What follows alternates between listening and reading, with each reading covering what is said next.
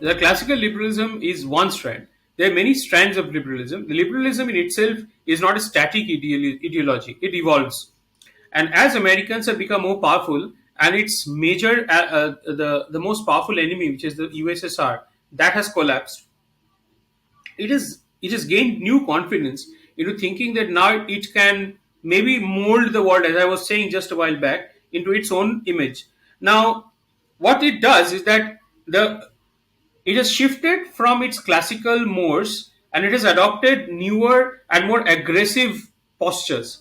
So, this is where the liberal hegemony comes up. You're very right when you say that liberalism is a very tolerant ideology, but when that liberalism metastasizes into newer versions, these newer versions that Americans right now we see predominantly in America, these newer versions are more aggressive, and it is almost a shall I say, a kind of it's almost like an Abrahamic religion in its sense that it wants to evangelize people into. If you think of this liberal hegemony as a religion, then it wants to convert people into its religion all the time, and it is ready to do anything in order to achieve that objective.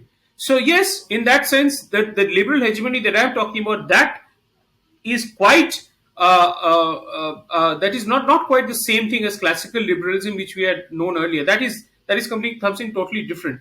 And another important thing to understand here is that in America there are two parties, the Republicans and the Democrats, and in both sides of the aisle, the urge, the impulse for social engineering abroad is present. I mean, the Republicans are probably a little less Atlanticist. The Republicans are probably a little less in this, but then the Republicans are very interested in the evangelical groups, funding them and letting them work in India.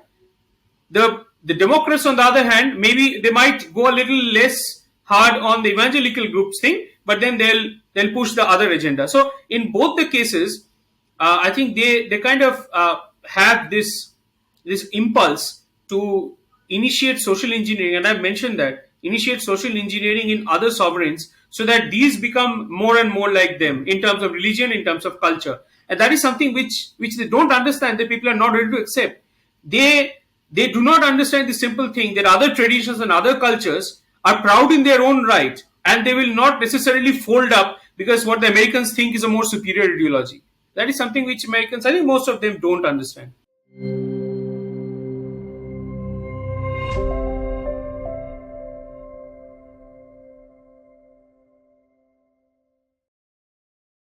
Please remember to subscribe to us and switch on the notifications for this channel. For our other social media links, more content, and to support our work, please visit citti.net. Dhanyavad. Namaskar.